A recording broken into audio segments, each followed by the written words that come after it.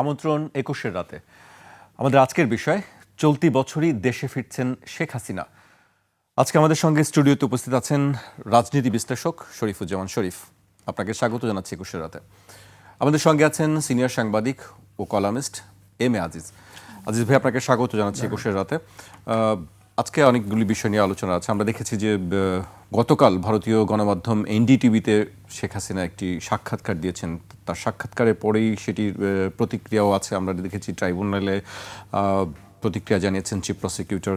এর পাশাপাশি পার্লামেন্ট অধিবেশন চলছে, সেখানে প্রধানমন্ত্রী তারেক রহমান বক্তব্য দিয়েছেন এবং তিনি বলেছেন যে কোনো মূল্যে তিস্তা মহাপরিকল্পনা বাস্তবায়ন করা হবে। এর পাশাপাশি আরও অনেক বিষয় নিয়ে তিনি কথা বলেছেন। আমি প্রথমেই শরীফ ভাইকে দিয়ে শুরু করতে চাই। শরীফ ভাই, এর আগেও শেখ হাসিনা তিনি বলেছিলেন যে দেশে ফিরবেন, কিন্তু এবারই যেটি এনডিটিভির সাক্ষাৎকার, তিনি বলেছেন যে নির্দিষ্ট একটি সময়সীমা উল্লেখ করেছেন যে এই বছরের মধ্যেই ফিরবেন। তার এই বক্তব্যের পরে আমরা আজকে ট্রাইব্যুনালের একটি প্রতিক্রিয়া দেখেছি। আমি সেই প্রতিক্রিয়াটা উল্লেখ করতে চাই। শেখ হাসিনার এই সাক্ষাৎকারের পর আন্তর্জাতিক অপরাধ ট্রাইব্যুনালের চিফ প্রসিকিউটর মোহাম্মদ আমিনুল ইসলাম এই ঘোষণাকে রাজনৈতিক স্ট্যান্ডবাজি বলে উল্লেখ করেছেন। তিনি বলেছেন, সত্যি যদি সাহস থাকে তাহলে দেশে এসে জুলাই হত্যাযজ্ঞের বিচার মোকাবেলা করুন। শরীফ ভাই। ধন্যবাদ আপনাকে, ধন্যবাদ আমার সাথের আলোচক এবং দর্শক শ্রোতাদেরকে। শেখ হাসিনা এবং আওয়ামী লীগ গণঅভ্যুত্থানের ভেতর থেকে উচ্ছেদ হয়েছেন রাষ্ট্র ক্ষমতা থেকে এবং দেশের তাদের অনুগত, তাদের দলের বিপুল সংখ্যক নেতাকর্মী, বিশেষ করে উচ্চ পর্যায়ের নেতারা, তারা দেশ থেকে পালিয়েছেন, দেশ ত্যাগ করেছেন অথবা করতে বাধ্য হয়েছেন।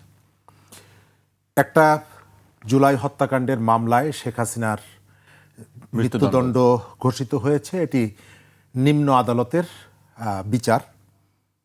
এখন সেই বিচারে শেখ হাসিনার মৃত্যুদণ্ড দেওয়া হয়েছে, কিন্তু দেশে আসার ক্ষেত্রে কোনো রকমের বাধা দেওয়ার কথা বলা হয়নি। সুতরাং তিনি যদি আসতে চান, নিশ্চয়ই সরকার তাকে ওই সাজার কার্যকর করার জন্য তাকে বাধা দেবে না। কিন্তু প্রশ্ন হলো তিনি আসবেন কিনা। আমার যেটা মনে হয় যে রাজনীতিবিদরা এই ধরনের পরিস্থিতির অনেকেই মোকাবেলা করেছে সারা পৃথিবীতে, এবং এর আগেও শেখ হাসিনা দুবার এই ধরনের পরিস্থিতিতে, বিরূপ রাজনৈতিক পরিস্থিতিতে তিনি দেশে এসেছেন। একটা হচ্ছে 15ই আগস্টের 75-এর 15ই আগস্টের পরে, সম্ভবত 81 সালে। আরেকটা হচ্ছে তত্ত্বাবধায়ক সরকারের সময়, 111 সরকারের সময়। তখনকার যে প্রেক্ষাপট এবং তার বিরুদ্ধে যে অভিযোগ, সেটি এক ধরনের ছিল। এখনকার প্রেক্ষাপট এবং অভিযোগটা আর এক রকমের। তখন তিনি এই ধরনের কোনো মামলায় দণ্ডিত ছিলেন না। এবার তার মাথার উপরে ফাঁসির দণ্ড আছে। এটি তাকে মোকাবেলা করতে হবে আইনি পদ্ধতিতে। তিনি, তার নেতাকর্মীরা এই কথার পরে বিভিন্ন জায়গায় দেখছি উজ্জীবিত হচ্ছেন, মিছিল মিটিং করছেন। আবার আপনি যদি যাদের সাথে টুকটাক দেখা হয় বা কথা হয়, তাদেরকে যদি এই সম্পর্কে বিস্তারিত জিজ্ঞেস করেন, তারা আসলে কেউই জানে না কি হতে যাচ্ছে। অর্থাৎ তাদের দলের যিনি প্রধান, তিনি বার্তাটা দিয়েছেন ভারতের একটা গণমাধ্যমকে, কিন্তু তার নিজ দলের নেতাকর্মীদের কাছে এই বিষয়টা পরিষ্কার না। সুতরাং এটা একটা হতে পারে যে দলের নেতাকর্মীদের মধ্যে এক ধরনের উদ্দীপনা তৈরি করার একটা কৌশল হতে পারে। আবার তিনি হয়তো পরিস্থিতি অনুযায়ী আইনি লড়াই করার জন্য তিনি এখানে আসতে পারেন। তবে এবার যদি তিনি আসেন, তিনি ওই যেটা বললাম, তার ফাঁসির দণ্ড রয়েছে, সেই দণ্ড মাথায় নিয়ে তাকে আসতে হবে। এর আগে যখন তিনি, বিশেষ করে 15 আগস্টের পরে যখন তিনি দেশে ফেরেন ভারত থেকে, তখন ব্যাপারটা একরকমের ছিল। তিনি ভিকটিম ছিলেন, তার পরিবারটা, তার দল ভিকটিম ছিল। কিন্তু এবার তার দল, তার পরিবার, তার দলের বিপুল সংখ্যক নেতাকর্মী এবার কিন্তু আসছেন তারা অভিযুক্ত হিসাবে। তাদের বিরুদ্ধে অনেক ধরনের অভিযোগ রয়েছে। নেতাকর্মীদের বিরুদ্ধে অভিযোগ আছে, তার দলের শীর্ষ অন্যান্য যারা আছেন অভিযোগ আছে। সুতরাং তিনি এটিকে কিভাবে মোকাবেলা করবেন, এটা একান্ত তার বিষয়। আর তার ফেরা না ফেরার বিষয়টা আমার যেটুকু ধারণা কেবলমাত্র তার নেতাকর্মীদের উপরে নির্ভর করে না। এর সঙ্গে তিনি যেখানে গিয়ে আশ্রয় নিয়েছেন, যারা তাকে আশ্রয় দিয়েছে, ভারতের ইয়েস নোর একটা সম্পর্ক আছে। এবং আমাদের জিও পলিটিক্সে নানাভাবে যারা ইন্টারফেয়ার করে তাদেরও কোনো না কোনোভাবে এর সাথে একটা এনগেজমেন্ট থাকবে বলে আমার ধারণা। আমরা স্বাভাবিকভাবে যেটি চাইব যে আমাদের একটা রাজনৈতিক স্থিতিশীলতা এখানে প্রয়োজন, এবং সেই স্থিতিশীলতা রাজনৈতিক আইনগত কোনো কারণে যাতে বিঘ্নিত না হয়। আবার আমাদের এখানে যে রাজনৈতিক সংস্কৃতি, এই সংস্কৃতিটা প্রতিপক্ষকে নিশ্চিহ্ন করে ফেলার সংস্কৃতি।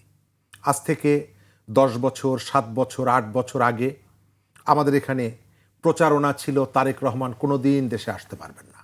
এই কথাগুলো এই আওয়ামী লীগের নেতারা বুক ফুলিয়ে বলতেন, যারা এখন দেশে নাই, যারা পালিয়েছেন। অর্থাৎ রাজনীতিতে এবং রাজনীতিবিদদের জীবনে কখন উত্থান এবং কখন পতন, এটা দীর্ঘ আগে আপনি প্রেডিক্ট করতে পারবেন না। এখানে স্বল্প সময়ের মধ্যে পরিস্থিতির উন্নতিও হয়, পরিস্থিতির অবনতি। প্রেডিকশনটাই আনপ্রেডিক্টেবল। রাইট। আমি আপনার কাছে আবার আসবো, আমি আজিজ ভাইয়ের কাছে আসতে চাই। আজিজ ভাই, আমরা শুনছিলাম শরীফ ভাই একটি কথা বলছিলেন যে তার দেশে ফেরা না ফেরার ব্যাপারে আরেকটি বিষয়ে তিনি যোগ করলেন। তিনি বলছেন যে এটি তার একার উপরে নির্ভর করেন, এটি ভারতেরও একটি ব্যাপার আছে। আপনি আসলে কিভাবে দেখেন, বা নাকি শুধু সির্ফ স্টান্টবাজি, যেটি আমাদের চিফ প্রসিকিউটর একটু মন্তব্য করেছেন? ধন্যবাদ আপনাকে, ধন্যবাদ শরীফ ভাই এবং দর্শক শ্রোতা। দেখেন, কয়েকটা উদাহরণ দেই। 111 সরকারের সময় 2 নেত্রী বন্দী ছিল। বিএনপির নেতারা, যারা পরে সংশোধনবাদী হিসেবে পরিচিত, তাদেরকে পাঠানো হয়েছিল বেগম জিয়ার কাছে যে আপনি বিদেশ চলে যান। তিনি বলেছিলেন বিদেশে যাবেন, না হলে জেলে থাকতে হবে, জেলে থাকতে হবে। তিনি কিন্তু সেটা জেল মেনে নিয়েছেন। তাদেরকে বলেছে আমার পৃথিবীতে কোথাও জায়গা নেই, আমি বাংলাদেশেই থাকবো, বাংলাদেশের মাটিতেই থাকবো। শেষ পর্যন্ত তিনি ধুকে ধুকে ধুকে ধুকে জীবন দিয়েছেন, কিন্তু দেশ ছাড়েন নাই। কিন্তু শেখ হাসিনা কিন্তু চলে গিয়েছিলেন, আবার তিনি ফিরেছিলেন। তো আমার মনে হয় শেখ হাসিনার যে কথাগুলি বলেন সেগুলো মিন করেন কিনা সন্দেহ। এখন ভারতের সাথে আমাদের সম্পর্কের একটা টানাপোড়েন চলছে। যেমন ধরেন শুভেন্দু অধিকারী তাফালিং করতেছে, সেই হিসাবে সেই যুক্ত করে শেখ হাসিনাকে দিয়েও একটা কথা বলালো। এখন বাংলাদেশে এটা তো হিতে বিপরীত হলো, এই উঁকি ঝুঁকি মারা, এই যাতায়াত। তিনি জানেন যে একটা কেসে তার অলরেডি ট্রাইব্যুনাল তার বিচার হয়ে গেছে, ফাঁসির আদেশ হয়ে গেছে, আরও ট্রাইব্যুনাল ঝুলতেছে, আরও বিচার ঝুলতেছে, তিনি আসবেন না। তিনি জানেন তাকে আসলে ট্রাইব্যুনাল তিনিই করে গেছেন, এই ট্রাইব্যুনালের যে সাক্ষী প্রমাণ, তাতে করে তিনি ফাঁসির কাজটা তিনি পাবেন না, ফাঁসিতে ঝুলতেই হবে। সুতরাং আমার ধারণা তিনি আসবেন না। কিন্তু এটা আসলেই তিনি, যে ট্রাইব্যুনালের চিফ প্রসিকিউটর বলছে, ঠিকই একটা স্টানবাজি করেছে। অর্থাৎ যে পরিস্থিতি বাংলাদেশের এবং ভারতের যে টানাপোড়েন চলছে, সেটাকে আরও বেশি ঘনীভূত করা। 2 হচ্ছে শেখ হাসিনা যে যখন গেল, তখন কিন্তু তিনি বলেছিলেন এক ফাঁকে যে আমি ভেবেছিলাম আমাকে টুঙ্গিপাড়ায় নিয়ে যাওয়া হবে। আচ্ছা বলেন, টুঙ্গিপাড়া কোনো এয়ারপোর্ট আছে? ওনাকে হেলিকপ্টার উঠাইছে, উঠায় আগরতলা নিয়ে গেছে। হ্যাঁ, তারপরেও কি করে দিছে কেউ, তার গতিবিধি দেখা যায় নাই। টুঙ্গিপাড়া উনি তারপরে উনি যখন গেছেন, আর্মি যখন বলে দিছে যে আমরা আর নিরীহ জনগণের উপর গুলি চালাতে পারবো না, তখনই উনি বুঝছে ওনার সময় শেষ। তিনি তো এসএসএফের অধীনে ছিলেন, তিনি তো তার সেনাবাহিনীর অধীনে ছিলেন। তিনি তাহলে এই অ্যারেঞ্জমেন্টটা কারা করেছেন? তিনি জানতেন না? তো আপনি বলছেন যে তিনি একবার বলেছিলেন যে তাকে গোপালগঞ্জে নিয়ে যাওয়া হবে, তাহলে তাকে ওখানে নিয়ে যাওয়ার অ্যারেঞ্জমেন্টটা কে করেছে? না, এটা তো এখনো ক্লিয়ার কেউ করে নাই। হয়তো ভারতের ইনস্টিগেশনে আর্মি তাকে পাঠিয়ে দিছে, এটাই তো হবে, সেই প্রসেসেই গেছে।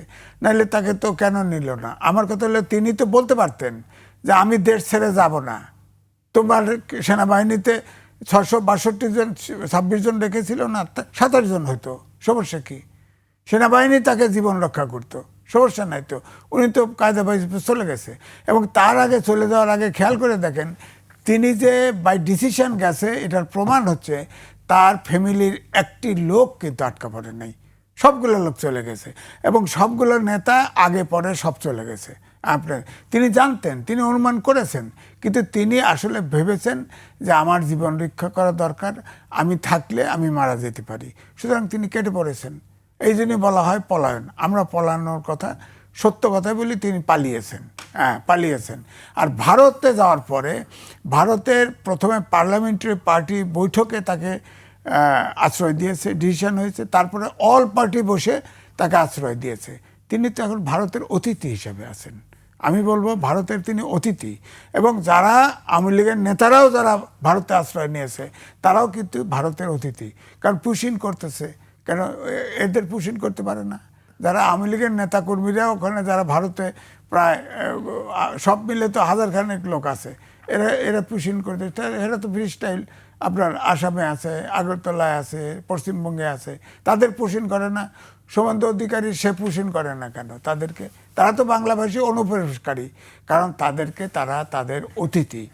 এখন এই অতিথি, যেটা শরীফ ভাই বলেছেন, আমাদের বন্দি বিনিময় চুক্তি আছে, সেই চুক্তির একটা ধারায় আছে, 9 নম্বর ধারায় আছে, যে যদি যে দেশে আশ্রয় নেয় কেউ, সে দেশে যদি মনে করে যে তাকে আসলে বিচার হচ্ছে, তাকে আসলে তার কাছে যদি মনে হয় যে তাকে আসলে রাজনৈতিক উদ্দেশ্যে তাকে বিচার করা হচ্ছে, তখন সে নাও দিতে পারে।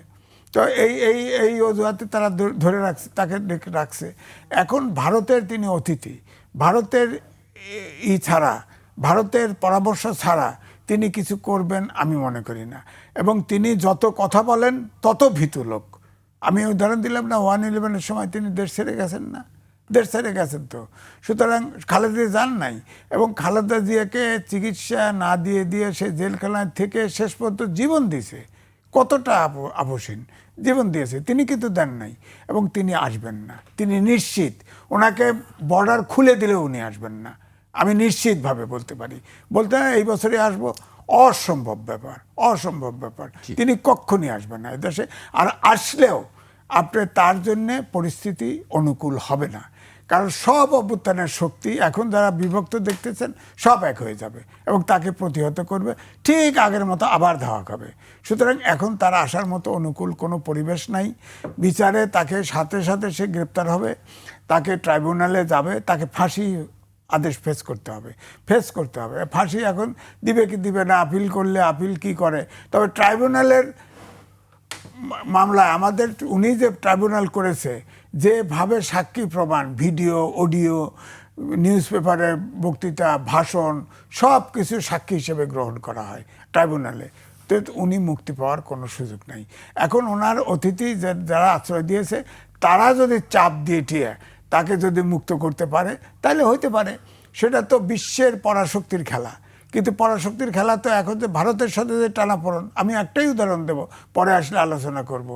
জানেন, তৃতীয় দেশ হিসাবে আমাদের প্রধানমন্ত্রী আপনার থেকে মালয়েশিয়া গেছে, মালয়েশিয়াতে চীন গেছে, চীন যাওয়ার সাথে সাথে কিন্তু ভিসা ছেড়ে দিছে। অন্তর্বর্তীকালীন সরকারের সময় যত বিধি নিষেধ আরোপ করেছিল, এই শেখ তারেক রহমান প্রধানমন্ত্রী হওয়ার পরে আশা করছিলাম যে সব এগুলো আস্তে আস্তে কেটে যাবে। হ্যাঁ, তারা তো এসেছিল, তারা দাওয়াতও দিয়েছিল, কিন্তু কাটতো না তো, সবগুলো বাধা নিষেধ জারি ছিল, বন্যা ভিসা থেকে শুরু করে বাণিজ্য যা কিছু। বরঞ্চ এই শুভেন্দু অধিকারী আসে কাঁটাতারের বেড়াটা দিয়ে আরও ঝামেলা তৈরি করছে। আমার মনে হয় এখন যে টানাপোড়েন চলছে, এটাকে ভারতের হয়তো বুদ্ধি কম কি বেশি আমি বলবো না, নিশ্চয়ই তাদের বুদ্ধি বেশি আছে। আমার মনে হয় শুভেন্দু অধিকারী দিয়ে তাফালিং করে পারতেছে না, এখন শেখ হাসিনাকে দিয়েও একটা উঁকি মারাইলো আর কি, আমরা আসে পড়তেছি, তোমরা আরে আসে পড়লে তো অনুকূল পরিবেশ হবে না, আসে উনি তো পাঠাতে পারবে না, এখন সিচুয়েশন তা নাই। জি, আজিজ ভাই আপনার কাছে আবারও আসবো, আমি পর্যায়ে শরীফ ভাইয়ের কাছে আসতে চাই। শরীফ ভাই, অন্তর্বর্তী সরকারের সময় আমরা দেখেছি একাধিকবার শেখ হাসিনাকে ফেরত দেওয়ার ব্যাপারে চিঠি দেওয়া হয়েছে, অনুরোধ জানানো হয়েছে, এবং বর্তমান সরকার ক্ষমতা আসার পরেও সেই একই প্রক্রিয়া অব্যাহত আছে। আপনার কাছে কি মনে হয় যে সরকারের পক্ষ থেকে কি এই বিষয়টি বারবার আবারও তোলা উচিত, যাতে ভারত এই বিষয়ে কোনো সাড়া দেয়? তার আগে একটু বলি, শেখ হাসিনা এখন কোন দেশের পাসপোর্ট হোল্ড করেন? তার পাসপোর্ট তো বাতিল হয়েছে। তো তাকে বাংলাদেশ সরকার যদি অনুমোদন না দেয়, তার পক্ষে কি বাংলাদেশের সীমান্ত অতিক্রম করে বাংলাদেশে প্রবেশ করা সম্ভব না। সুতরাং তিনি বললেন যে আমি চলে আসছি, আর তিনি চলে আসলেন, ব্যাপারটা সেরকমের না। কারণ তার এখন পাসপোর্ট নেই, তিনি বাংলাদেশের পাসপোর্ট বাতিল হয়েছে, এবং এটা কেবলমাত্র ইন্ডিয়া সিদ্ধান্ত নিলেই হবে না, বাংলাদেশ সরকারকেও ইয়েস বলতে হবে যে তাকে আসার ক্ষেত্রে আমি অফিসিয়াল সাপোর্টটা দিব। যদি সেটি না দেয় তাহলে তিনি চাইলেও প্রবেশ করতে পারবেন না। এক। দ্বিতীয় জায়গাটা আমি আবার বলি, আমাদের রাজনীতির পেছনে অনেক ধরনের রাজনীতি কাজ করে। আমাদের এখানে সরকারগুলো সবসময় যে কেবল নিজেদের বুদ্ধি বিবেচনা দিয়ে সিদ্ধান্ত গ্রহণ করে তা না। আমাদের এই জায়গাগুলোতে বিভিন্ন সময়ে ওই যে ব্যক্তি, রাজনীতির স্বার্থ, দলের স্বার্থ, অন্য দেশের স্বার্থ, অনেকগুলো বিষয় বিবেচনা করে আমরা সিদ্ধান্তগুলো নেই। আপনি খেয়াল করবেন, তারেক রহমান বাংলাদেশের প্রধানমন্ত্রী, তিনি চায়না সফরে যাবেন, তার আগে ছুটির দিনে আমেরিকার রাষ্ট্রদূত চলে গেলেন বাংলাদেশের পররাষ্ট্রমন্ত্রীর সাথে দেখা করার জন্য, গিয়ে বললেন ফুটবল নিয়ে আলোচনা করতে এসেছি, এবং যদি আপনারা আমেরিকার প্রশ্নে বাজি ধরেন তাহলে আপনারা কখনো ঠকবেন না। এটা তিনি কিন্তু খেলার কথা বলেননি। তিনি যেটা বলতে চেয়েছেন যে তোমরা যে চীনমুখী তোমার যে কূটনীতি, এই কূটনীতি তোমরা এমন কিছু করো না যাতে চীন এখানে একটা স্পেস পায়। তোমরা যদি আমাদের সাথে থাকো তাহলে তোমাদের লস হবে না। অর্থাৎ যাওয়ার সময় মনে করিয়ে দিল, আমরা কিন্তু কোনো স্বজন যখন বাইরে যায় আমরা তাকে বলে দেই এটা খাবা না, ওটা করবা না, তাকে সতর্ক করে দিই। আমেরিকান রাষ্ট্রদূত বাংলাদেশকে তার কূটনৈতিক ভাষা ব্যবহার করে আমাদেরকে সতর্ক করে দিয়েছে যে আমার সঙ্গে থেকো। যদি আমরা আমেরিকার কূটনীতিকের এই কথা না শুনি তাহলে আমাদের কি করবে এটা আমরা জানি না। তবে আমেরিকাকেও বিশ্বাস করা যায় না। আমাদের এখানে ভারত বলেন, চীন বলেন, রাশিয়া বলেন, যেই আসে না কেন, কেউ তার নিজের স্বার্থে আসে না, তা আমাদের স্বার্থে আসে না, তাদের কতগুলো স্পেসিফিক এজেন্ডা আছে, সেই এজেন্ডাগুলো হাজার বছর ধরে আমরা হাজার বছর ধরে। এখন আপনি তার সাথে কতটুকু বার্গেনিং করতে পারবেন, এই ক্যাপাসিটিটা আপনার কতটুকু আছে তার উপরে নির্ভর করে। এবং আমাদের একটা ন্যাশনাল ইউনিটি যেটা আমরা আসলে তৈরি করতে পারিনি, এবং শক্তিও তৈরি করার জন্য আমরা চেষ্টা করিনি। আমাদের যে বিরোধগুলো আপনি দেখছেন, ছোটোখাটো বিষয় নিয়ে যে ধরনের পার্লামেন্টে আলোচনার যে জায়গাগুলোতে ওয়াকআউট, এটি গতকালকের যে ওয়াকআউটটা, এটা আসলে অভিযোগটা কি? এই অভিযোগটা থেকে পাবলিক ইন্টারেস্টের আরও অনেকগুলো বিষয় ছিল, যে বিষয়গুলো নিয়ে আসলে পার্লামেন্ট গরম হোক এটা আমরা চাই। কিন্তু আমাদের এই বিভাজনের সুযোগকে কেন্দ্র করে নানা পক্ষ এখানে ইন্টারফেয়ার করে। সরকার কতগুলো বার্তা দেওয়ার চেষ্টা করছে, কিন্তু এটি নির্ভর করবে আমার ডোমেস্টিক পলিটিক্সে তার নিয়ন্ত্রণ কতটুকু। যদি এখানে বিভাজনের যে জায়গাটা, জন অসন্তোষ যদি বাড়তে থাকে, তাহলে সরকার কাছের হোক দূরের হোক বার্গেনিংয়ের জায়গাটা দুর্বল হয়ে পড়বে। এবং বাংলাদেশ ঘিরে নানা ধরনের পলিটিক্স এখানে অ্যাক্টিভ আছে। আওয়ামী লীগের কথা যদি বলেন, আওয়ামী লীগ আওয়ামী লীগ নিশ্চিহ্ন হয়ে গেছে তা না, তারা পালিয়ে আছে, এটি সত্য কথা। কিন্তু তার একটা বিরাট সাংগঠনিক শক্তি আছে, তার সাংগঠনিক কাঠামোর বিপর্যয় হয়েছে, কিন্তু তার কর্মী আছে, সে এখানে পরিস্থিতি উত্তপ্ত করার মতন তার সেই শক্তি আছে, তার বিপুল অর্থ আছে। গত 15 বছর সে লুটপাট করে যে টাকাটা জমিয়েছে, এটি তো আর অস্বীকার করা যাবে না যে তারা একেবারে সৎভাবে জীবনযাপন করেছে। ফকির 3 বছর 4 বছরের মধ্যে শত শত কোটি টাকার মালিক হয়ে গেছে। সুতরাং এই টাকাটা সে তার পলিটিক্সকে ফিরিয়ে আনার জন্য যে ইনভেস্ট করবে না, এবং সেই ইনভেস্টের জায়গাটা যে একেবারে স্বচ্ছ পলিটিক্সে হবে তা তো না। এখানে সামান্য অর্থ বিনিয়োগ করলে নানা রকমের অকারেন্স তৈরি করে দেওয়া যায়, পরিস্থিতি উত্তপ্ত করা যায়, এবং বিভিন্ন রকমের শক্তি এখানে কাজ করছে, খেলার মধ্যে আছে। আমাদের এটা তো একটা প্লেগ্রাউন্ড। আপনি বিশ্বকাপ খেলা চলছে, হঠাৎ করে আপনি যেভাবে দেখছেন কালেমাকে সামনে রেখে এটিকে ইস্যু হিসাবে ব্যবহার করে সারা দেশে যে প্ল্যান করে যে ধরনের একটা পরিস্থিতি তৈরি করা হচ্ছে, এটা কি মনে হয় যে খুব ইনোসেন্টলি এই কাজগুলো করা হচ্ছে? না, খেলা আছে। ইন্ডিয়ায় বসে ওই ইসরায়েলের রাষ্ট্রদূত তিনি বলে ফেললেন যে বাংলাদেশে ইসলামিক জঙ্গিরা এখানে কাজ করে। তো ইসলামিক জঙ্গিরা এখানে কাজ করে, তো তোমার দেশে তো ইহুদি জঙ্গিরা কাজ করছে, তোমার মোসাদ তো পৃথিবীতে বিভিন্ন জায়গায় রক্তপাত ঘটাচ্ছে। কিন্তু ওই যে একটা টার্গেট দিয়ে, একটা নাম দিয়ে আপনি এটিকে ধরবেন, ধরার আগে তো একটা গ্রাউন্ড তৈরি করবেন। এবং আমি তো মনে করি এই যে পতাকা মিছিল, এই ইসরায়েলের রাষ্ট্রদূতের বক্তব্য, বাংলাদেশে ঢোকার পরে ভারতীয় হাইকমিশনার যেটি বললেন আকাশের দিকে তাকিয়ে, সবগুলোর সাথে মিল আছে। এবং বাংলাদেশের রাজনীতিতে গলি অলিগলি কানাগলি এগুলোর যে উপস্থিতি, এগুলো তো আর বন্ধ হয়ে যায়নি। আমাদের এখানে সিভিল ব্যুরোক্রেসি, আমাদের এখানে অন্যান্য যে সমস্ত ফোর্সগুলো দাঁড়িয়েছে, তারা যে একেবারে দেশপ্রেমিক তা তো না, তাদের অনেককেই নানা কাজে নানাভাবে ব্যবহার করা যায়। সুতরাং আমাদের সামনের দিনগুলোতে খুব স্মুথলি যে আমরা এগিয়ে যাব, আমরা পার করব, সেটি না। সরকারের আচরণের জায়গায় অনেকগুলো জায়গায় এখনও সমস্যা আছে। সরকারের পক্ষ থেকে, প্রধানমন্ত্রীর পক্ষ থেকে মন্ত্রীদের অনেকেই অনেক কথা বলেন, কিন্তু তাদের সমস্ত কর্মীদেরকে কি তারা নিয়ন্ত্রণ করতে পেরেছে? সুশাসনের যে বার্তাটা অনেকগুলো জায়গায় অনুপস্থিতি আছে এখন পর্যন্ত। একটু আগে দেখলাম, আপনার এখানে আসার আগে দেখলাম গাজীপুরে, সেখানে গার্মেন্টসের সামনে গিয়ে বলেছে জুট এটি নিয়ে যে বাণিজ্য আমাদের সাথে নেগোসিয়েশনে আসতে হবে। অর্থাৎ একটা ফ্যাক্টরিতে গিয়ে এই যে হুমকিটা কারা দেয়? যাদের রাজনৈতিক ক্ষমতা আছে, প্রশাসনিক ক্ষমতা আছে। তো এখন রাজনৈতিক ক্ষমতা, প্রশাসনিক ক্ষমতা কার? বিএনপির আছে। তো বিএনপির নেতাকর্মীরা, তার দলের প্রধান এবং প্রধানমন্ত্রীর যে মেসেজটা, যে তিনি একটা পরিবর্তন করতে চাইছেন, তার সাথে কি তারা যুক্ত হচ্ছে?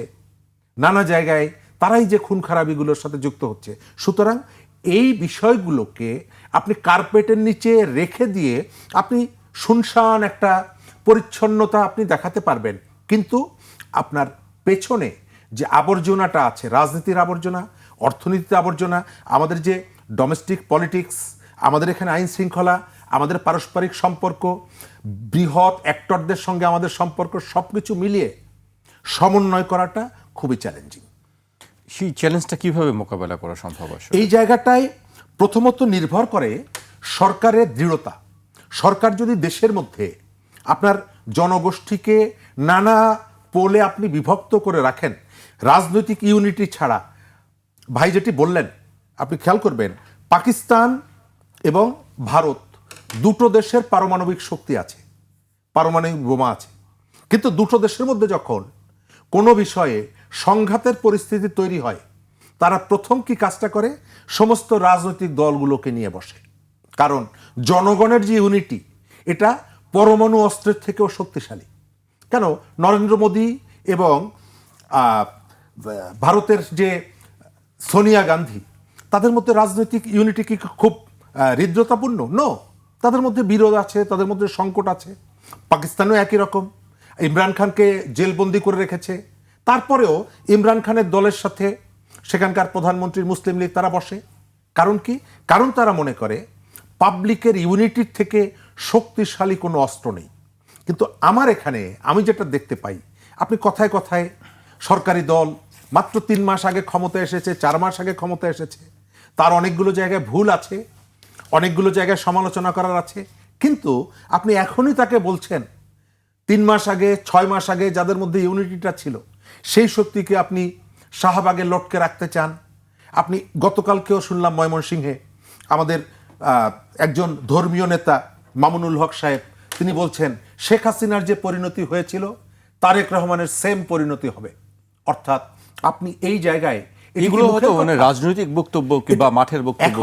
এখন হ্যাঁ, আপনার রাজনৈতিক বক্তব্যটা নেতা এবং কর্মী অনেক সময় রাজনৈতিক কৌশল হিসাবে আপনি কতগুলো কথা বলেন, কিন্তু এই কথাটা যখন বলা হয়, আপনার সমস্ত কর্মীরা তো পলিটিক্যালি এডুকেটেড না। কর্মীদের অনেকের কাছে এই বার্তাটা যায় যে আমাদের একটা যুদ্ধের প্রস্তুতি নিতে হবে। কাদের সাথে? আমরা 1 বছর আগে যারা হাতে হাত রেখে পুলিশের বন্দুকের সামনে আমরা দাঁড়িয়েছিলাম। তো এই যে ইউনিটিটাকে আপনি বিভক্ত করছেন, এক পক্ষ আর এক পক্ষকে আক্রমণ করছেন, এক পক্ষ আর এক পক্ষকে ঘায়েল করার চেষ্টা করছেন, এটি যদি আপনি কন্টিনিউ করেন নিজের দেশের মধ্যে হানাহানি মারামারি, তাহলে ওই যে শক্তি, সেই শক্তি আপনি অর্জন করতে পারবেন না। এবং আর্থিক অবস্থা আপনার যত ভালো থাকুক না কেন, থিওরিটিক্যাল জায়গায় আপনি রাজনীতিটা যতই আপনার পারফেক্ট হোক না কেন, আপনি যে উদ্ভূত পরিস্থিতি, এই উদ্ভূত পরিস্থিতি মোকাবেলা করতে পারবেন না এই ইউনিটিটা যদি আপনার না থাকে। রেটরিক স্পিচ যেটাকে বলে সেটি পরিহার করা সবসময় বলা হয় যে রাজনীতিবিদদের ক্ষেত্রে একটি মাত্রা রেখে কথা বলা উচিত, এটি বলা হয় সবসময়। আমাকে এ পর্যায়ে একটি বিরতিতে যেতে হচ্ছে, বিরতির পর আবারও ফিরছে আলোচনা। একটা বিরতি নিচ্ছে, ফিরছে এখনই।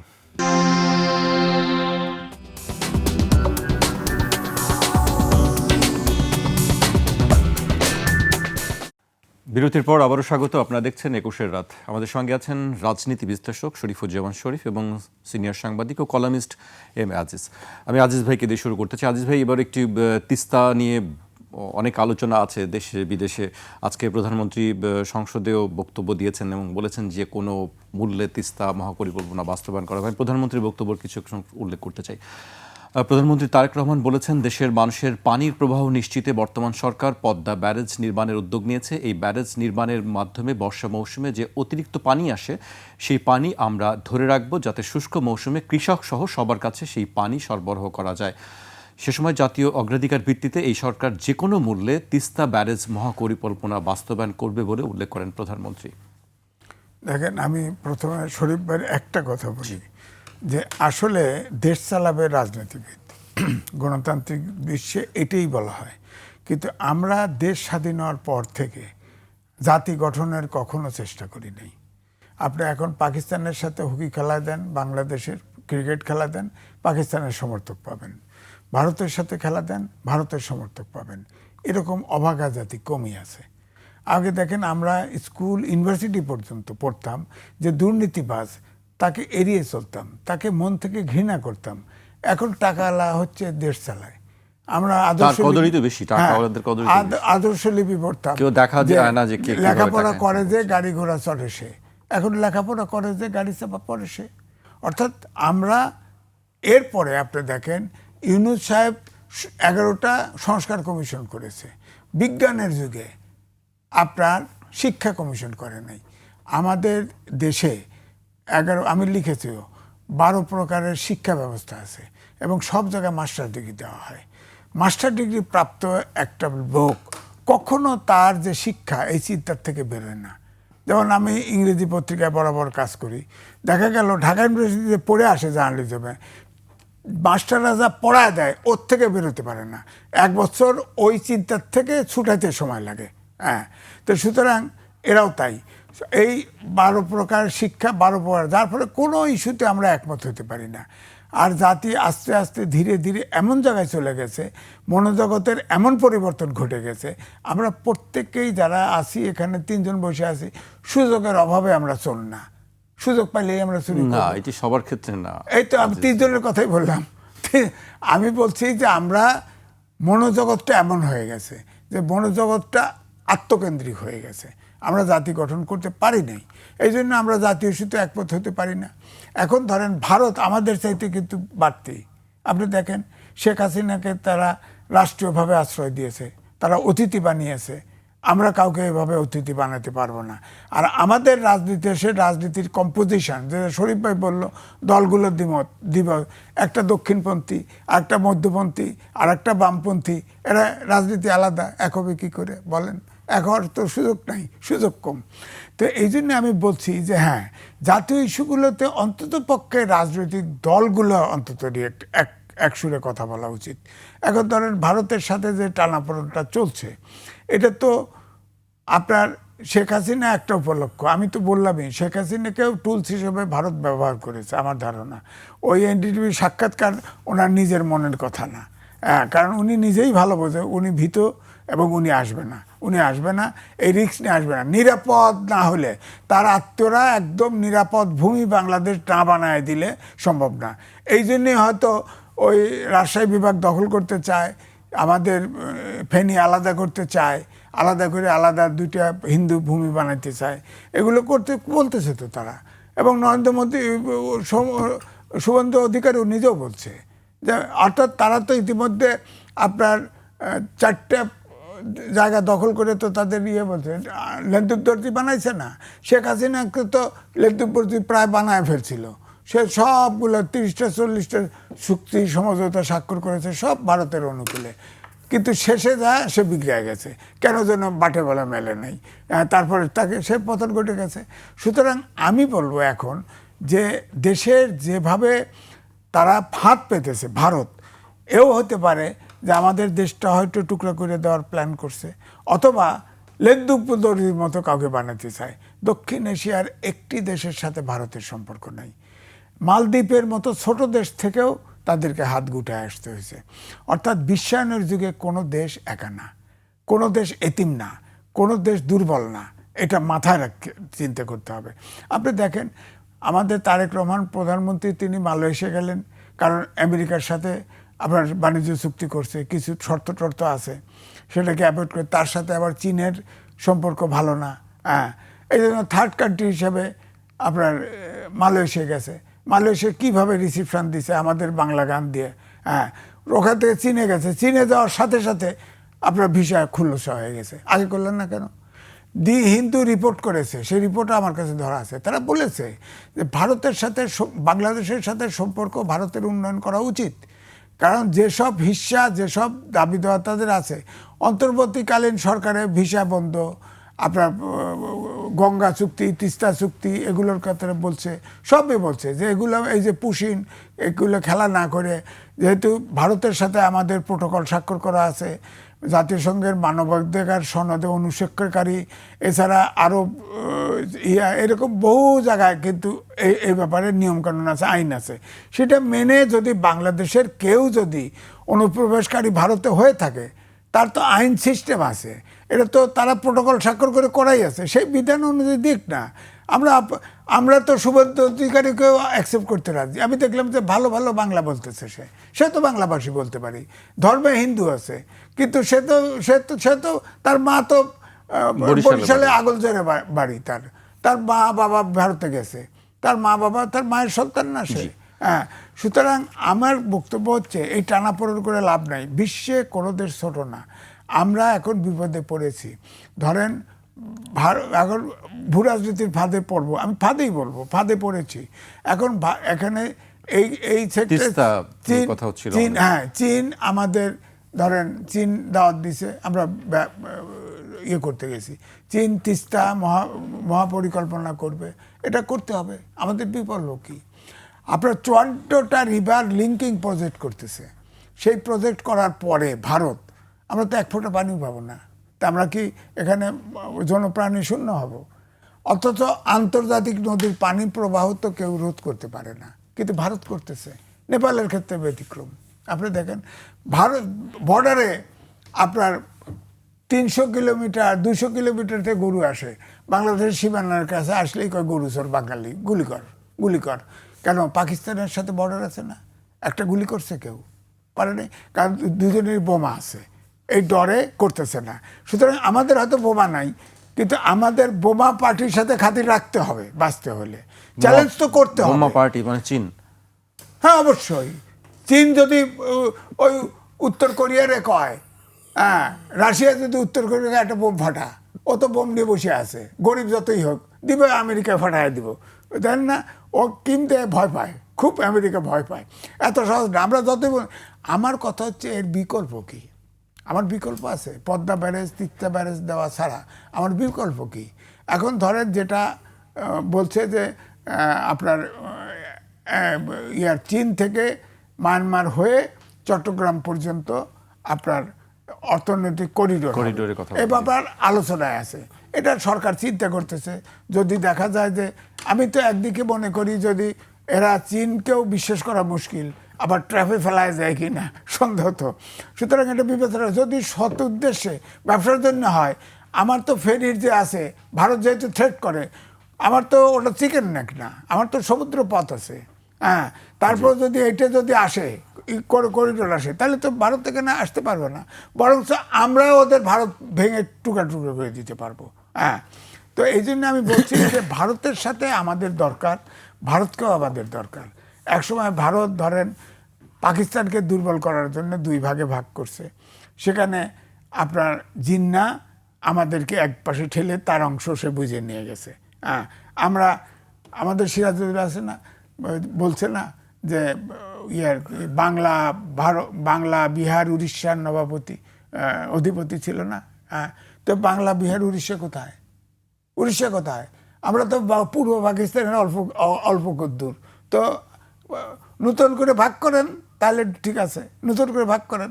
বাংলা বিহার উড়িষ্যার নবাব, এটা তো আমি মনে করবো, আমরা তো সেই ছোটবেলায় যে নাটক দেখছি, নাটকেই তো সিনেমা দেখছি। সিরাজউদ্দৌলা নাটকের একটি ডায়লগ ছিল, ডায়লগই আছে, বাংলা বিহার উড়িষ্যার অধিপতি নবাব সিরাজ। আনোয়ার হোসেনের একটি বিখ্যাত। এই জন্য আমি বলছি যে ভারত আমাদের 3 ভাগ ইয়ে আছে, বাণিজ্য আমাদের দেশের কাছাকাছি 3 ভাগ ঘুরে আছে, আর একটা পাশ হলো সমুদ্র।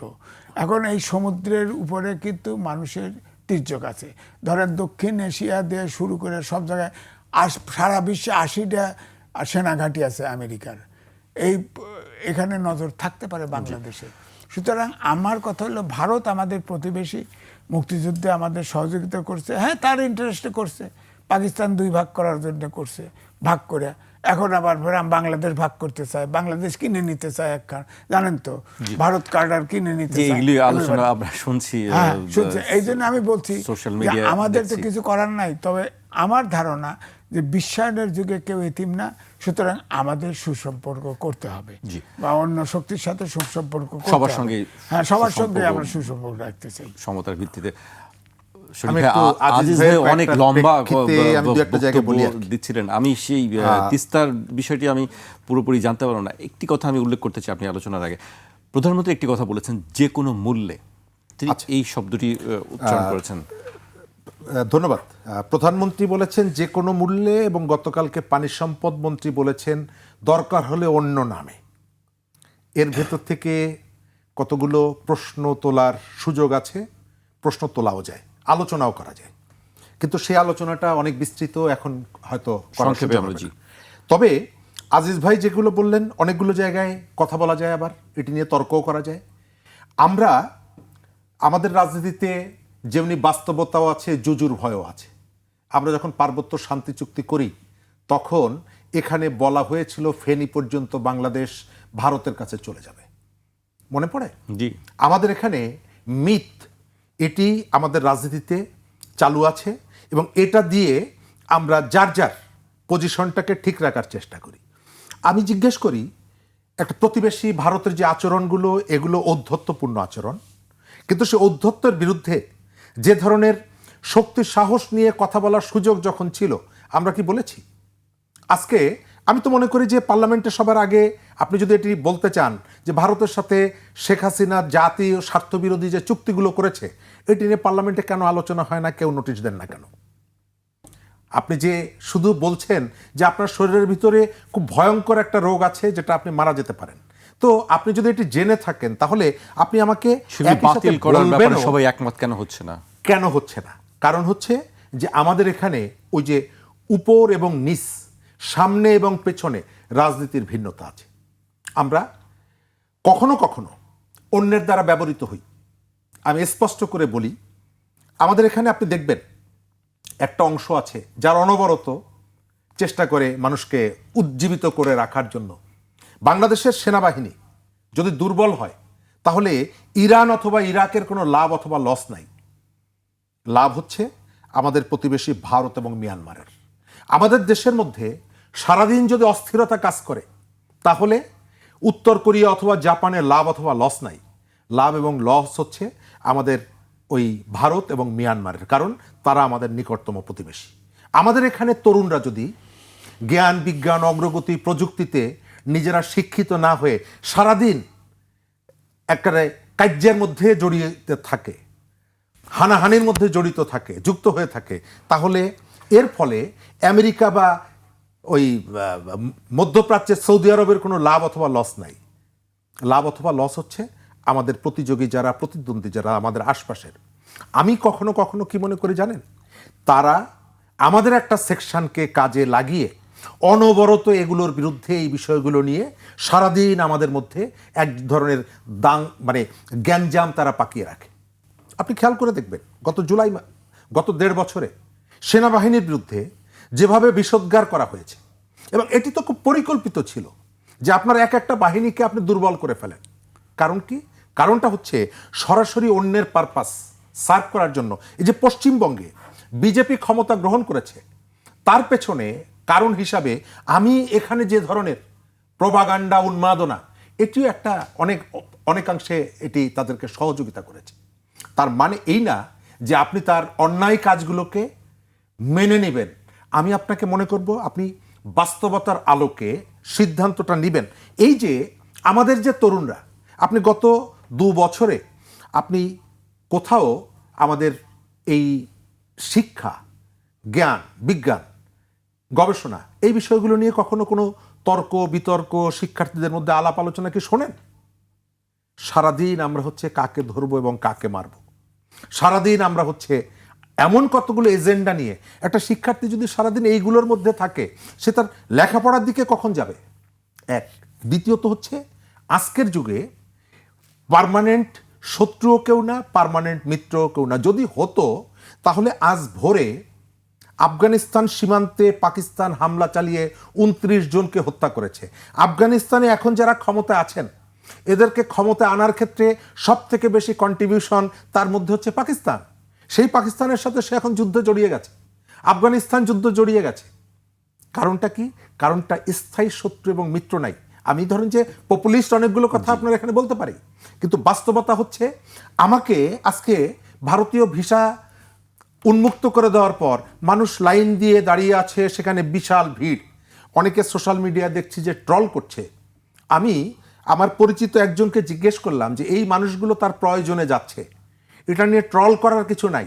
এবং আমরা যে যাচ্ছি আমাদেরকে তারা ফ্রি সেখানে ট্রিটমেন্ট, অন্যান্য যে কাজে যাচ্ছি ফ্রি সার্ভিসটা দিবে তাও না, আমি পয়সার বিনিময়ে তার কাছ থেকে সেবাটা কিনছি। দেখলাম কলকাতায় মিষ্টি খাওয়া খাই হয়েছে, ব্যবসায়ীরা তারা মিষ্টি। এর কারণ হলো যে আমাদের এখানকার আপনি যাই বলেন না কেন, এটি তারা সৌহার্দ্যের জায়গা থেকে করেছে আমার কাছে মনে হয় না, বাণিজ্যিক একটি আমাদের মনে হয় যে আমাদের দেশের এই সেক্টরগুলো বিশেষ করে সেবা খাত, এর সাথে তাদের ব্যবসা বাণিজ্য এবং তাদের জীবনযাপনের একটা বিরাট সম্পর্ক আছে এবং এর ভেতর থেকে তারা ক্ষতিগ্রস্ত হয়েছিল। আপনার এখানে আলোচনা হয়েছিল কোরবানির আগে যে সেখানে যারা গরু লালন পালন করত, গরু বিক্রি করতে না পেরে বাংলাদেশে গরু আসা বন্ধ হয়ে যাওয়ার কারণে তারা ক্ষতিগ্রস্ত হয়েছে। এই যে ভিসা বন্ধ হয়ে যাওয়ার কারণে সেখানকার গেস্ট হাউস থেকে শুরু করে এই কেন্দ্রিক যে পর্যটন ব্যবসা ক্ষতিগ্রস্ত হচ্ছিল, এখন তাদের সেই সুযোগটা এসেছে, তারা তাদের জন্য আনন্দ করছে, মিষ্টি খাচ্ছে। আমি এখনকার যুগে আপনি কাউকে স্থায়ী শত্রু অথবা স্থায়ী মিত্র না, আপনাকে খেয়াল রাখতে হবে আপনার ন্যাশনাল ইন্টারেস্ট। আর পলিটিশিয়ানদের দায়িত্ব হচ্ছে সৌহার্দ্য তৈরি করার জন্য চেষ্টাটা করা। আমাদের এখানে যতগুলো রাজনৈতিক দলই আপনি দেখেন, রাস্তায় দাঁড়িয়ে যাই বলে না কেন, ওই তলে তলে ভারতের সাথে সম্পর্ক রাখতে চায়, আমেরিকার সাথে সম্পর্ক রাখতে চায়, ওই অমুকের সাথে সম্পর্ক রাখতে চায়। ইন্ডিয়ান অ্যাম্বাসেডর ডাকলে তার বাড়িতে যায় না, আপনি আমাদের দেশের একজন নেতাকেও পাবেন না যে ছুটে যান না। অথচ ওয়ারেন্ট অফ প্রেসিডেন্সে একজন মন্ত্রীর থেকে অনেক নিচে একজন অ্যাম্বাসেডর। আপনি দেখেন, আগেও আমরা দেখেছি, ভবিষ্যতেও যদি হয় আপনি দেখবেন ছুটে চলে যায়, রাস্তায় জ্যাম দেখলে ফিরে আসে না, চা খেতে চলে যান। অর্থাৎ আমাদের এই যে পাবলিককে এক ধরনের উন্মাদনার মধ্যে আমাদেরকে রেখে দেন, কিন্তু ক্ষমতা এবং ক্ষমতাকে মেনটেন করার জন্য ভেতরে ভেতরে নানা ধরনের সম্পর্ক মেনটেন করেন।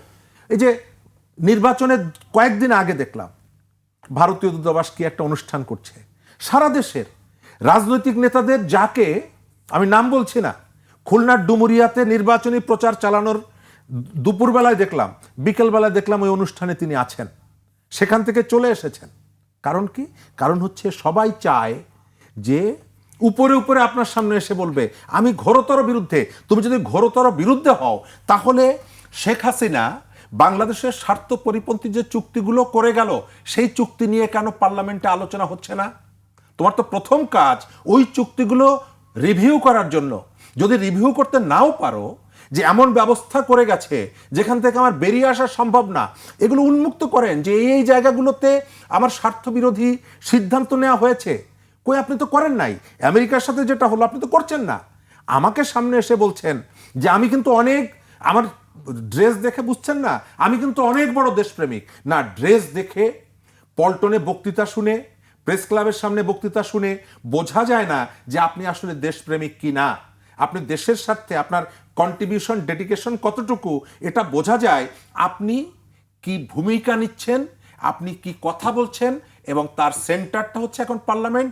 সেখানে এই বিষয়গুলো কাজের ভেতর থেকে দেখাতে হবে আপনি কত বড় দেশপ্রেমিক। জি, আজিজ ভাই কে কত বড় দেশপ্রেমিক সেটি তার কাজের মধ্যেই আসলে প্রমাণ দেখতে চায় মানুষ। আজিজ ভাই, আপনি শরীফ ভাইয়ের এই বক্তব্যকে সমর্থন করেন কিনা, যে আমরা সবসময় বলছি যে দেশবিরোধী চুক্তির একটি কথা আমরা সবসময় শুনি, সেই চুক্তিগুলো আসলে যদি কোনো ভুল থাকে বা সংশোধনের জায়গা থাকে সেটি না করে বা সেটি বাতিল না করে কেন সেটিকে রেখে দেওয়া হচ্ছে, বা সংসদে এইটি নিয়ে সবাই কথা কেন বলছে না? আচ্ছা, আমি একটা নিজের প্রমাণ নিজে দিই। শরীফ ভাই যে কথা বললেন, শেষের যে চুক্তিটা করে সেটা ছিল করিডোর। আসলে সেটা করিডোর হলো ট্রানজিটের নামে করিডোর দিয়েছিল, অর্থাৎ পশ্চিমবঙ্গ থেকে ট্রেন যাবে, গিয়া সেভেন সিস্টারে যাবে, আবার সেভেন সিস্টারে ব্যাক করবে, এটার নাম করিডোর। আমি লিখেছি যখন আপনার ট্রানশিপ ট্রেন বাতিল করলো ডক্টর মোহাম্মদ ইউনূসের সময়, ইউনিটারলি ভারত, সেটাতে আমরা ধরেন নেপালে, ভুটানে যেতে পারতাম, এটা বন্ধ করে দিয়েছে, আমাদের বেনিফিট। তখন আমি লিখেছিলাম ট্রান্সশিপমেন্ট বন্ধ, করিডোরের কি হলো প্রশ্ন, করিডোরের কি হলো? কেউ ছাপে নাই, কোনো পত্রিকা ছাপে নাই। আমি ফ্রি টাকা দিয়ে লিখি, টাকা ছাড়া ছাপতে দিছি, কেউ ছাপে নাই। তাহলে আপনি চিন্তা করেন, তাহলে জাতি এক হওয়া দরকার না? আপনার করিডোরটা তো ফ্রি বলেছেন যে ছাপতে, তাও ছাপবে না, ছাপে নাই, কেউ ছাপে নাই। ওটা ভারতের এগেনস্টে যাবে, এই টোনের কারণে ছাপে নাই কেউ। আমি এখনো প্রমাণ দিয়েছি, ছাপে নাই। আমি নাম বলতেছি না পত্রিকার, ছাপে নাই। এবং অনেক পত্রিকায় রিগ্রেট করছে, দেখেই রিগ্রেট করছে, হেডিং দেখেই রিগ্রেট করছে। আপনি বলেন তারা ছাপে নাই, এমনি তো পত্রিকায় টাকা দিতে চায় না। আমি ছাপি, দুই জায়গায়, দুই পত্রিকায় দেই, টাকাও পাই, আমি নিউজ দিই, কিন্তু তারাও ছাপে নেই, এইটা ছাপে নেই। অর্থাৎ আমি বলছি মিডিয়া, আমাদের মিডিয়া যে রোল প্লে করা সেটাও করতেছে না, ব্যক্তিও করতেছে না। ধরেন রাজনীতিবিদদের ভিতরে আমাদের সুশীল সমাজ বলেন, যা বলেন, সব জায়গায় কিন্তু এই যে সস্তা আপনার 2 পয়সা দিয়ে কেনা যায় এরকম এজেন্সি লয়ে বসে আছি। এই যে ধরেন আপনার ইসরায়েলের যে বলল শরীফ ভাই, যে বলছে আপনার রাষ্ট্রদূত বলছে, তো বাংলাদেশ এবং পাকিস্তানে হামাস সক্রিয় এবং সেখান থেকে ইসরায়েলের বিরুদ্ধে কাজ করবে। তাই যে কোনো, এটা একটা ভয় দেখার মতো। তাহলে হামাস দেখে ইসরায়েল এসে আমাদের এখানে বোম্বিং করবে, তখন তো আমাদের এখানে বোম্বিং করলে হয়তো আমরা মারা যাব, কিন্তু পরে ইরাকও তো বয়ে থাকবে না। এখন ধরেন আমি কথা বলতে খুব হার্শ কথা বলতে হয়, বিশ্বায়নের যুগে কেউ এতিম না, আমি বলছি এই কারণে মালদ্বীপ থেকে উঠে গেছে। আমি নেপালে গেছি, কাঠমান্ডুতে গেছি, ওখানে তো 100% হিন্দুত্ববাদী দেশ ছিল। তরুণরা ক্ষমতা নেওয়ার পরে সেখানেও ভারতের অবস্থা কাহিনী। হ্যাঁ, তো আমার বক্তব্য হলো যে আমরা আমেরিকার সাথে বাণিজ্য চুক্তি করে অনেক জায়গায় আটকা গেছি, ঠিক আছে, তা আমরা বেরোবার রাস্তা কি? আমার করেন, আমি পদ্মা ব্যারেজ করব না, আমি তিস্তা ব্যারেজ করব না, আমি আমার অখণ্ডতা রক্ষা করব না, আমি স্বাধীন দেশের নাগরিক হইলাম কি করে? আমি তো চেষ্টা করব। আমি তো বলছি যে আমি যদি ছোট হই, আমাকে হেল্প করার জন্য বিশ্বায়নের যুগ আছে। আমার পাশে ইন্দো প্যাসিফিক রিজন, এটা তো মূল, এখনও তো খেলা শেষ হয় নাই। আমি লিখেছি 23 সালে যুগান্তরে ছাপা হয়েছে যে ভূ রাজনীতির ফাঁদে বাংলাদেশ, ভূ রাজনীতির ফাঁদে। এখন এই ফাঁদে আছি আমরা, যুক্তরাষ্ট্র এবং চীন এবং এদের টানাটানি বেশি, এবং এখন যে টানাপোড়েন ভারতের সাথে আমাদের টানাপোড়েন চলছে, এবং সেই সাথে আপনি নেক্সট আসতেছে ইন্দো প্যাসিফিক রিজন। এখানে 25% সারা পৃথিবীর যে ভূখণ্ড আছে, ভূমি আছে, 25% ভূমি আছে, এবং সারা পৃথিবীতে সমুদ্র যতটুকু আছে তার ভিতরে 65% আছে ইন্দো প্যাসিফিক রিজনে সমুদ্র, এবং এখানে 65% জিডিপি আছে, কর্মক্ষম ব্যক্তি আছে 34%, 48%। সুতরাং আমেরিকা 2001 সালে ইন্দো প্যাসিফিক স্ট্র্যাটেজি ঘোষণা করছে যে এইটাই হবে আগামী দিনের, এই অঞ্চল হবে ভরকেন্দ্র, অর্থাৎ সকল জিডিপি বলেন, আয় বলেন, যা বলেন, এইটা কিন্তু ফাইনালি চীন কিন্তু এখন আপাতত চীন ওখানে আছে, এখন আমেরিকা ওখানে ঢুকতে চায়, যার ফলে আমেরিকাও বাংলাদেশকে চায়, চীনও বাংলাদেশকে চায়। আমরা কিন্তু নিজেরা গায়ে পড়ে যাই না, সবাই চায় বাংলাদেশ, সবাই বাংলাদেশকে চায়। বাংলাদেশের ভৌগোলিক অবস্থা সাংঘাতিক ইম্পর্টেন্ট। একদিকে সমুদ্র, আর একদিকে হয়তো ভারতের, এই জন্যই চাচ্ছি যে ভারত আমাদের বড় দেশ হিসেবে ভারত হবে আমাদের প্রকৃত বন্ধু, কারণ 3 ভাগ বেষ্টিত। এখন ভারত যদি তাদের এই পুশিন খেলা করে, পুশিনের দুটো ইন্টারেস্ট থাকতে পারে। ভৌমিক তো শুভেন্দু অধিকারী তো আগে 3 দল বদলাইছে, হ্যাঁ, মমতারও হয়েছে, কমিউনিস্ট পার্টিও করছে, তার আগেও করছে, এখন আসে বিজেপিতে। সে এত হতে পারে নরেন্দ্র মোদী কইছে তুমি তাফালিক করো, পুশিন করো, হ্যাঁ, তাহলে এই যে চুক্তি প্রায় 30-40টা চুক্তি করছে, এটা অন্তত বাদ করতে চাইবে না। হ্যাঁ, তা আমার বক্তব্য হলো যে আরেকটা হতে পারে যে বাংলাদেশের কথা হলো, বাংলাদেশ একটা স্বাধীন দেশ, ভারত একটা স্বাধীন দেশ। প্রদেশের মুখ্যমন্ত্রী কি করলে এতে কি আসে যায়, সরকার টু সরকার আলোচনা করে এটা সলভ করুক। ভারতের সাথে আমাদের সম্পর্ক দরকার, ভারত তো আমাদের সাথে সম্পর্ক কিন্তু রাখা ওই যে দরকার। আপনি বলছিলেন যে তাফালিং বন্ধ করতে হ্যাঁ, হবে, এটা বন্ধ করতে হবে। আজকে আমাকে শেষ করতে হচ্ছে। আপনাদের দুজনকে অনেক ধন্যবাদ আমাদেরকে সময় দেওয়ার জন্য। আজ এখানে শেষ করছি, কাল আবার দেখা হবে ঠিক রাত 12টায়।